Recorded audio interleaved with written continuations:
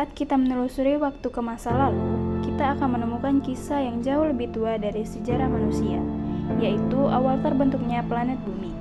Sekitar 4,6 miliar tahun yang lalu, tata surya masih berupa awan debu dan gas yang berputar mengelilingi matahari muda.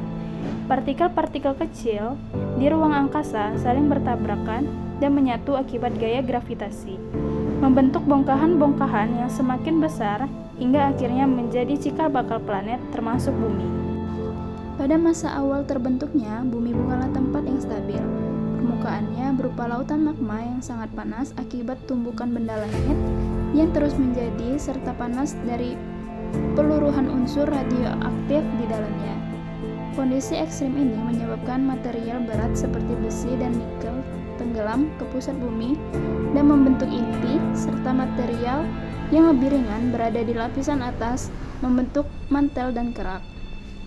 Proses ini dikenal sebagai diferensiasi yang menjadi dasar terbentuknya struktur internal bumi. Seiring berjalannya waktu, suhu permukaan mulai menurun dan kerak awal mulai terbentuk. Aktivitas vulkanik yang intens melepas berbagai gas ke atmosfer purba, seperti uap air, karbon dioksida, dan nitrogen.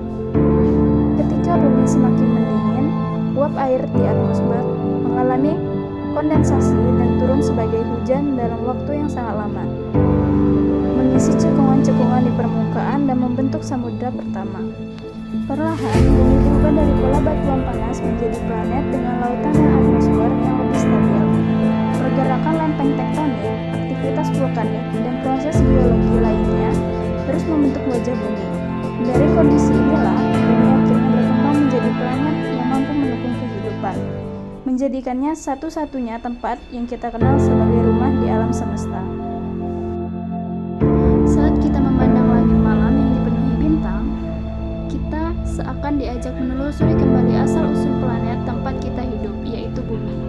Kisah ini tidak dimulai dengan kehidupan atau benua, melainkan jauh ke masa sekitar 4,54 miliar tahun yang lalu, ketika tata surya masih berupa awan debu dan gas raksasa di ruang angkasa. Awan kosmik ini perlahan runtuh oleh gaya gravitasi, menyebabkan partikel-partikel kecil saling bertabrakan dan menyatu dalam proses yang disebut akresi, hingga membentuk cikal bakal planet termasuk bumi.